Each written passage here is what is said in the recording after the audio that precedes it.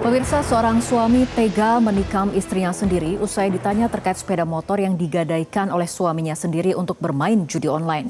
Informasi ini sudah kami rangkum bersama 8 berita lainnya dalam Top of the Top. Seorang suami berinisial MA yang tega membakar istrinya hingga tewas di rumahnya di Jalan Pulau Jahe, Cakung, Jakarta Timur, berhasil ditangkap Polres Metro Jakarta Timur. Dari hasil pemeriksaan, pelaku tega membakar istrinya hanya lantaran karena kesal korban tidak memasakkan mie instan untuk dirinya. Satreskrim Polres Malang menetapkan 21 orang menjadi tersangka dalam kasus perusakan sejumlah pos polisi dan kantor Polsek Pakisaji dalam rentetan aksi demo ricuh pada beberapa waktu lalu. Dari jumlah itu, 15 tersangka merupakan orang dewasa dan 6 lainnya masih berstatus anak.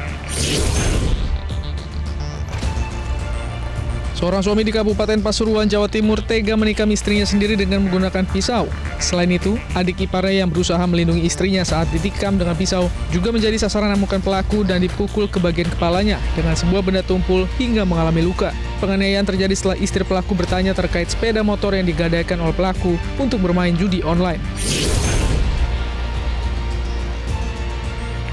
Seorang mahasiswa di Gorontalo meninggal dunia usai ikut pengkaderan mahasiswa pecinta alam.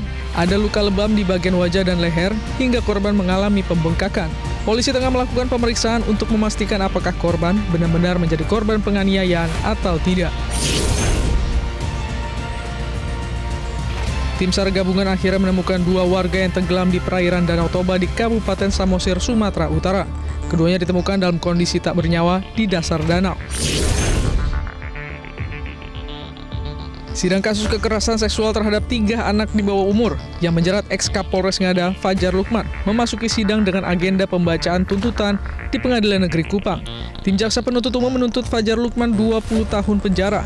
Sidang selanjutnya akan digelar pada Senin depan dengan agenda pembacaan nota pembelaan dari penasihat hukum terdakwa. Seorang oknum anggota Satuan Narkoba di Bengkulu berinisial BNP menjadi tersangka dalam dugaan pemerkosaan terhadap seorang tahanan perempuan yang sedang tersandung perkara narkoba. Pelaku sendiri saat ini sudah diberhentikan dengan tidak hormat dari statusnya sebagai anggota kepolisian. Sementara kasus ini mencuat setelah korban memberanikan diri melapor ke salah satu petugas piket Polres.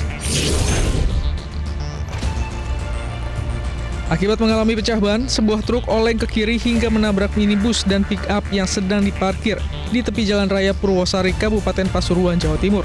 Selain menabrak 2 kendaraan yang sedang terparkir, truk juga menabrak 2 rumah warga dan membuat pagar tembok rumah warga rusak. Akibat kecelakaan ini, sopir truk meninggal dunia di lokasi kejadian, sementara sopir pick-up mengalami luka ringan.